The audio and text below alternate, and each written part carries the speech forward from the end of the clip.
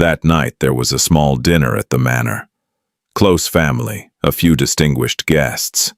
Candles were burning, wine was being poured, conversation flowed easily, until the Duke's mother stood up. Lady Harwick was holding a bundle of letters in her hand. The letters were slightly crumpled, as if they had been pulled from a drawer in a hurry. Her face was bright red, but her voice was ice cold. "A servant in this house," she said, chewing every word slowly, "has been writing letters to my son for years." The table fell silent. Anonymous letters. Lady Harwick threw the letters onto the table. "A servant, a woman who lives under this roof and eats this household's bread." Everyone in the room looked at each other. Whispers began. Lady Harwick turned. She looked at the young woman standing in the corner by the wall, almost invisible. Eleanor did not move. Her hands were clasped in front of her. Her eyes were on the floor. "Was it you?" said Lady Harwick. Silence. "I'm asking you. Are you the one who did this shameless thing?" Eleanor lifted her head. Her eyes were filled with tears, but her voice did not shake. "Yes," she said. One word. No apology, no explanation. Lady Harwick took a step toward her. "Insolent girl!" Her voice had dropped, but that made it even sharper. "Who do you think you are? Where did you find the audacity for something like this in this house?" Eleanor did not answer. "Speak!" Lady Harwick's voice rose this time. "Where do you get the nerve to reach for my son's table? Who gave you that right?" The guests at the dinner table were uncomfortable. No one spoke. No one intervened. The Duke, meanwhile, sat at the head of the table, motionless, his face like stone. He was looking at Eleanor. Eleanor looked at him too, just for a moment, just a second. In that 1 second there were years. That night, everyone in that room was waiting for something. Lady Harwick was speaking, the guests were watching. Eleanor was standing there, but all eyes were on the Duke. What would he do? Then, let's start from the beginning. The Duke of Harwick. His full name was James William Harwick, 35 years old. The only heir of the Harwick family. London knew him, but everyone knew him in a different way. Society called him cold. He rarely went to balls, arrived late to invitations and left early. Women showed interest and he barely even noticed. Mothers tried to introduce their daughters to him and he would politely but clearly brush them off. Parliament called him sharp. When he spoke at the podium, the room fell silent. He had spoken about the rights of factory workers, argued that women should receive education, and brought the condition of the poor districts into debate. The older lords would shake their heads. Harwick is obsessed with something again. But they listened, because more often than not, the man turned out to be right. The streets of London called him fearless, but in his own manner, in his library when he sat alone late at night, James Harwick was someone else. He was tired. He could not truly talk to the people around him. Society was shallow. Parliament was calculating. His friends were well-meaning, but limited. Sometimes James would sit at his desk for hours, writing letters he never finished. He would pour his thoughts onto paper, then he wouldn't send them, because the person on the other end wouldn't understand, or wouldn't want to. The place where he spent most of his time in the manor was the library. Books, letters, notes. That was where he felt comfortable. That was where he was himself.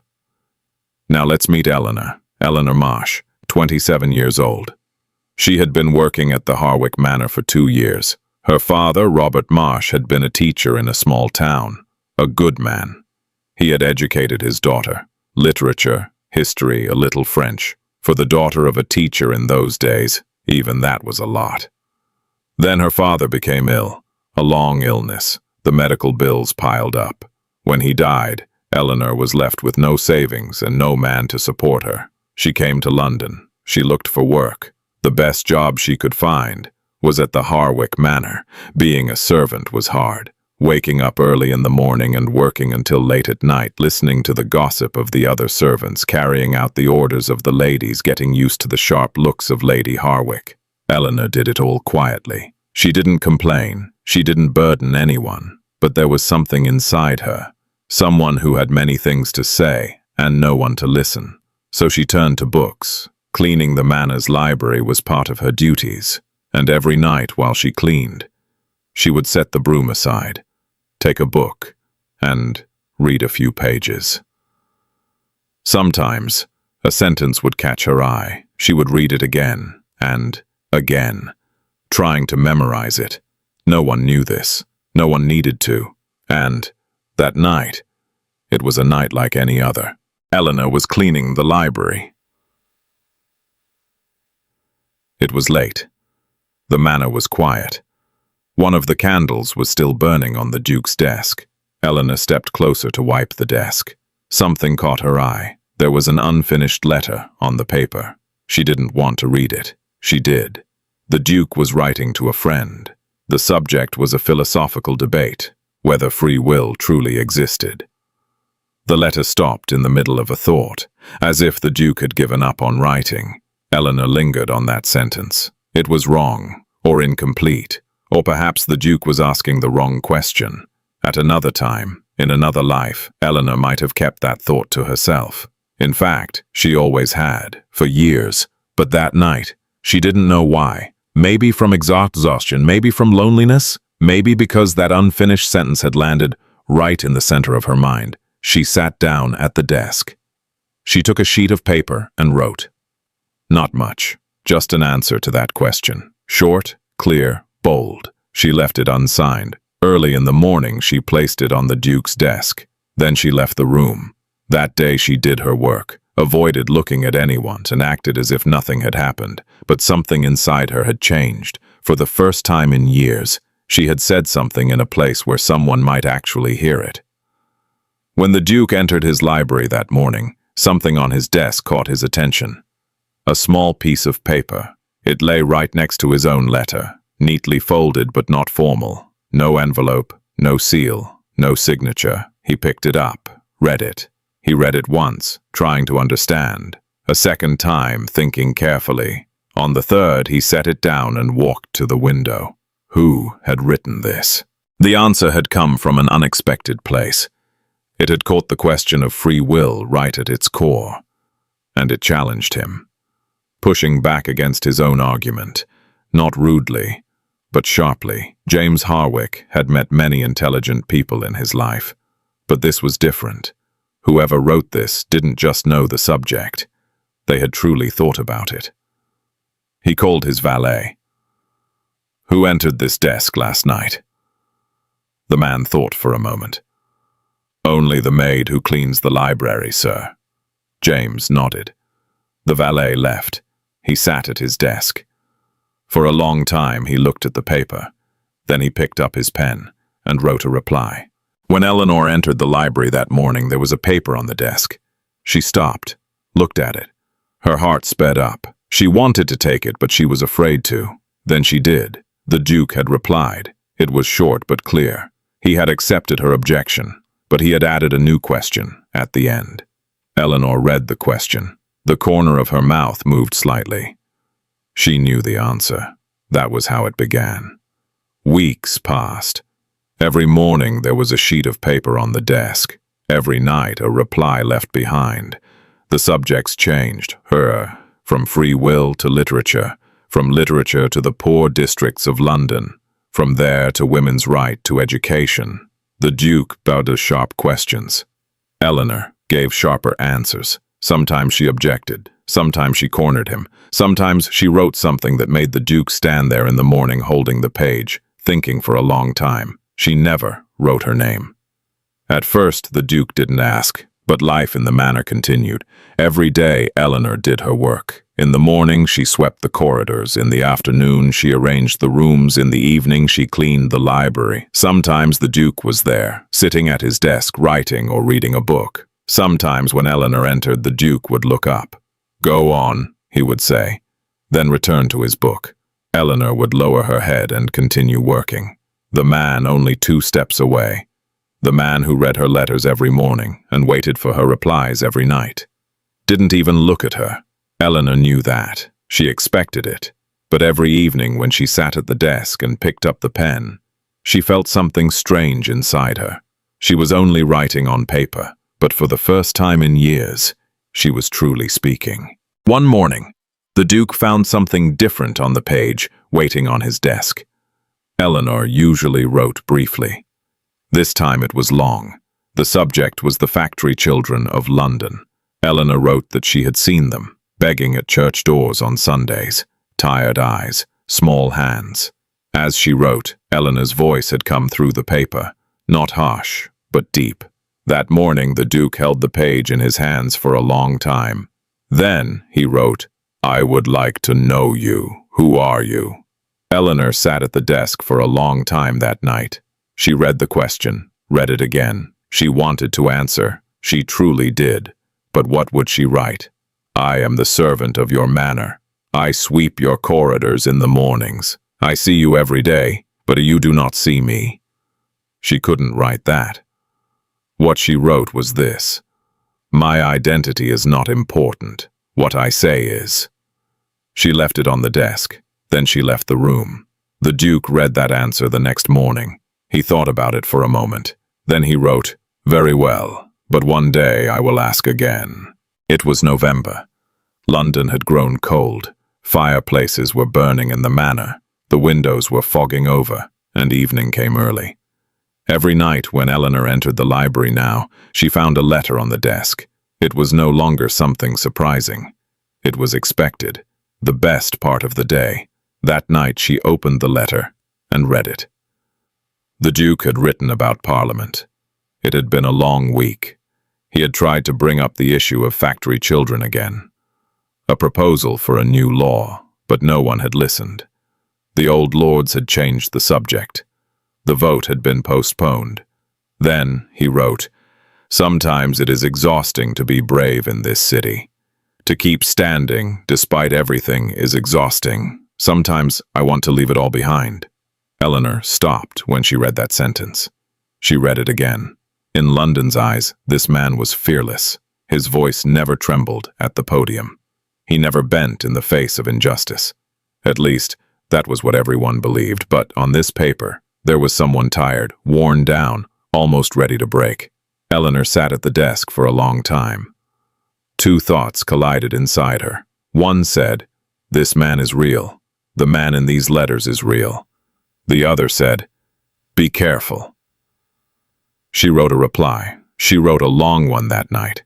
Courage is not always speaking from a podium. Sometimes it is simply getting up the next day. When you are tired, that is harder. I know. But I also know this: those factory children you speak of. You are the only voice speaking for them. If you stop, that voice disappears too. She paused, wrote something else, then erased it, then wrote again. "I don't know you, but the man I know from your letters would not stop." She left it on the desk. Then she left the room. That night, she could not sleep. The Duke read the letter the next morning. He held it in his hand for a long time. Then he walked to the window. Outside, London was waking. Carriages, horses, fog. He felt something strange inside. This woman, whoever she was, saw him, truly saw him, not for applause, not for his title. She simply saw him. The second turning point came a week later. This time the Duke wrote something different, something more personal, more direct. "My mother raised the subject of marriage again. A suitable family, a suitable girl. When she said it, I felt a weight in my chest, because I realized something. The only real person I speak to in my life is you. A person behind a letter, without a name, without a face, and yet you feel closer than anyone." Then there was another sentence, the final one. "If I cannot find you, how am I supposed to live this life?" When Eleanor read that letter, she realized her hands were shaking. She set it on the table, stood up, walked around the room for a moment, then sat again, read it once more. "If I cannot find you, how am I supposed to live this life?" This man was searching for her.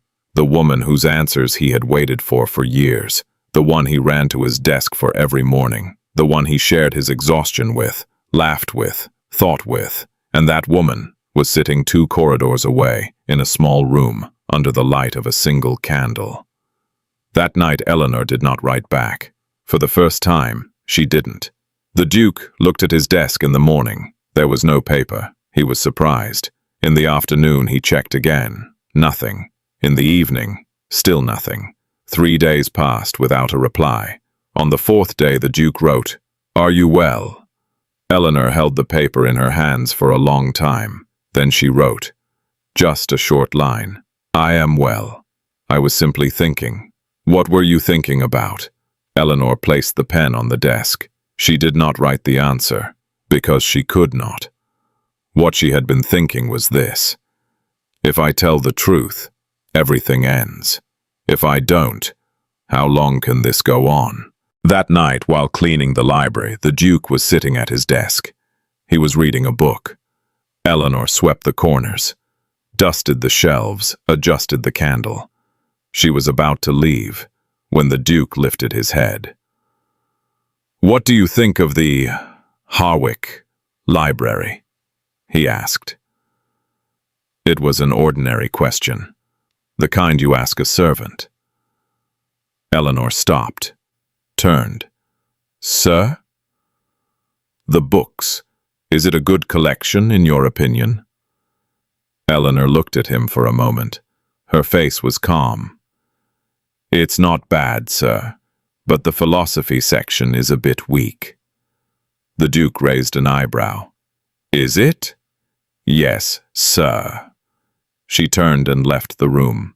The Duke watched her go. Then he returned to his book. But that night, when he sat at his desk, there was only one thing in his mind.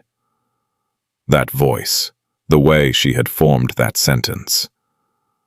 The philosophy section is a bit weak. Why did it sound so familiar? It was the middle of December.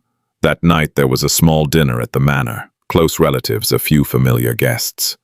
Lady Harwick liked these kinds of dinners. Not fully formal, but still impressive. Everything had to be exactly as it should be. Eleanor and the other servants had been rushing around all evening. The tables were prepared, the food was served, the wine was poured. Dinner had ended. The guests had moved to the sitting room. The servants had begun cleaning. Eleanor went to the library. She was going to leave a letter on the Duke's desk. She had written it earlier that night and had been carrying it in her pocket. She placed it on the desk and turned. She stopped at the door. There was something on the desk. On top of a book the Duke had received that day. A sheet of paper had been left. In familiar handwriting. Eleanor's handwriting. She froze. How had that happened? Then she understood. Earlier that afternoon, forms had arrived for new servant applications at the manor. The head servant had made everyone fill one out. Name, position, how long they had worked there. Eleanor had filled one out too, quickly, without thinking, and that form must have somehow ended up on the Duke's desk, perhaps by mistake, perhaps mixed with other papers. Eleanor stepped forward to take the form from the desk. The door opened. Lady Harwick entered. She was holding the form, but she was holding something else as well. Eleanor's most recent letter. She held them side by side. The handwriting was the same. Lady Harwick's eyes fixed on Eleanor, cold, sharp, certain.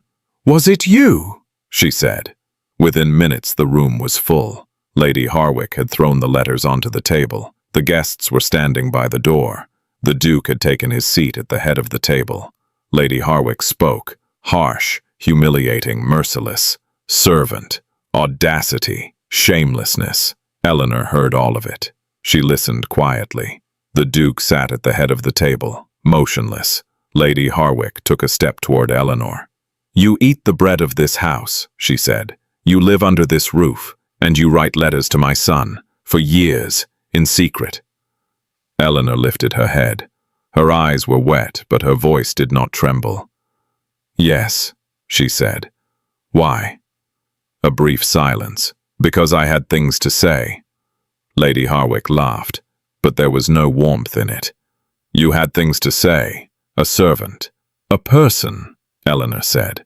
Her voice was still calm. The room went cold. Lady Harwick turned and looked at her son. James. The Duke lifted his head.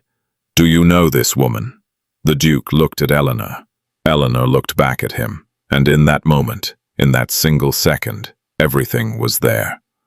The letters he had read for years, those sharp sentences, those questions. That night she had said the philosophy section was a bit weak. That voice, that look, something changed on the Duke's face. He understood. Lady Harwick was waiting. The guests were waiting. The room was waiting. Eleanor was waiting too. But inside, she was waiting for something different. The man she had known for years through letters. Brave, honest, tired but standing, was here now, in front of her. And he was about to say something. The Duke stood up. He looked at everyone. He looked at his mother. Then he looked at Eleanor, and he said nothing. 1 second passed, 2 seconds, 3. Eleanor read that silence, instantly. Because for years she had read every word he wrote. Now she could read his chants too. That silence was fear. Under the pressure of society, under his mother's gaze, under the eyes of the guests, the man from those letters had disappeared. In his place sat the Duke of Harwick. Lady Harwick took her son's silence as victory. Have this woman removed from the house tonight, she said. Her voice was no longer cold. It was commanding. Before morning, no one objected. Eleanor looked at the Duke once more. The Duke looked away. Eleanor turned and left the room. Her steps were quiet. She did not run. She did not bow. She did not look at anyone. She climbed the stairs, entered her small room, closed the door. She took out her suitcase and began to pack. Her hands were shaking, but inside she felt strangely calm, because the thing she had feared most had already happened. And people fear the pain they expect most. Once it arrives, they simply continue. She packed her suitcase. Then she sat at the table. She took a sheet of paper, held the pen. She wanted to write a lot. Everything she had never said for years. Her anger, her disappointment. What she had seen in that 1 second. She didn't. She wrote only 1 sentence. Where was the man from your letters? She folded the paper and left it on the table. Then she took her suitcase, closed the door, and left the manor. That night the Duke returned to his room. The guests had gone. His mother was satisfied. The manor had grown quiet. Early the next morning he went down to the library. A small piece of paper was lying on the desk. He picked it up, read it. Where was the man from your letters? He stared at that sentence for a long time. Then he set it down and walked to the window. Outside, London was waking. Fog, carriages, a cold morning. He slipped his hand into his pocket.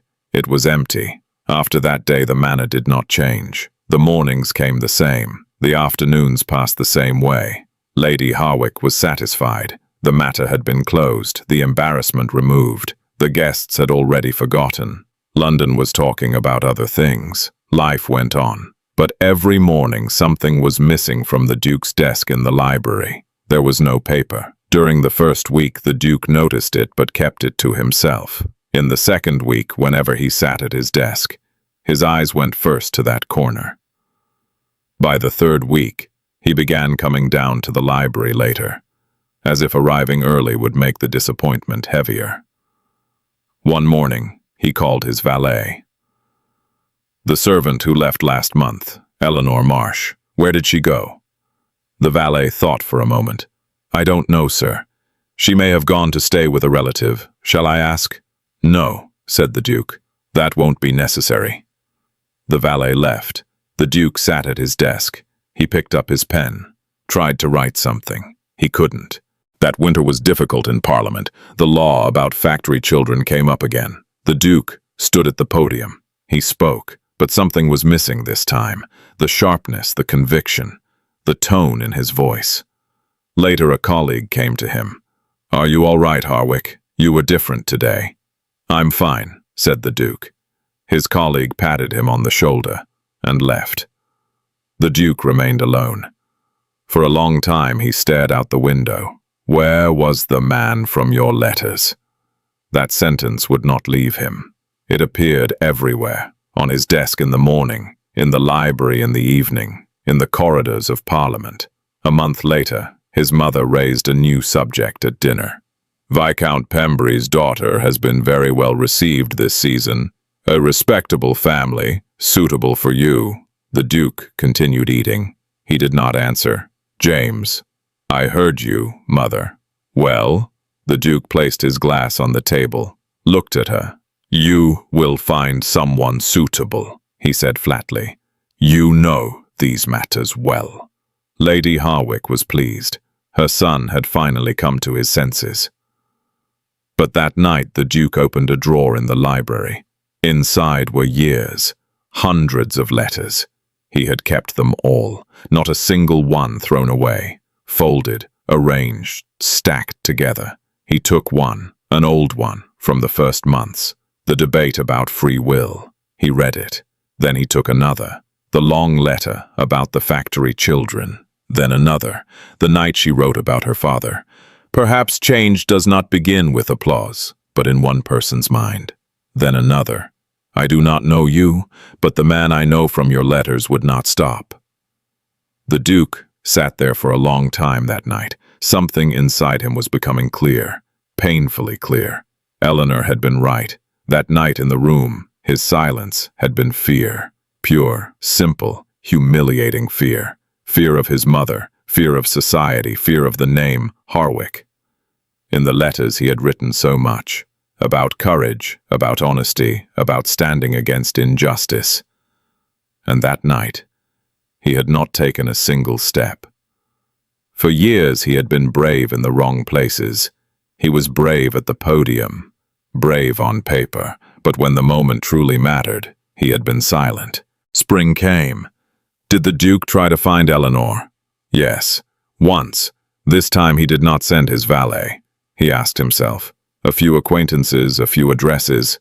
Eleanor was no longer in London. It was said she had gone to a relative in a small town outside the city. The Duke remained with that information. He did not go. What had he thought when he made that decision? Perhaps this. What would happen if he went? He would appear at Eleanor's door. What would he say? Would he apologize? And then what? To marry a servant with the name Harwick. What would London say? What would his family do? He thought. He calculated, he postponed, and one day the postponement became permanent. That summer the Duke married, Viscount Pembury's daughter. She was young, suitable, polite. The wedding was the talk of London. Lady Harwick was happy. Everyone was happy. At the end of the ceremony the Duke looked at his wife. She was a good woman. None of this was her fault, but something was missing in that look. Years passed. The Duke continued working in Parliament. The law for factory children finally passed, after long struggles, after many years.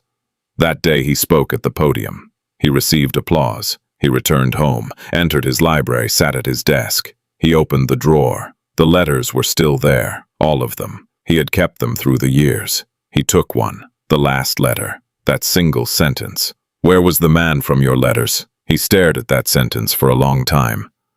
No one knows whether Eleanor Marsh ever returned to London. We do not know whether it was the Duke's wife who found the letters in his drawer, or someone else, but we do know this. The Duke of Harwick went down in the records of Parliament for the rest of his life. Factory children, women's education, the poor districts. He was remembered as a courageous man. London always knew him as someone fearless.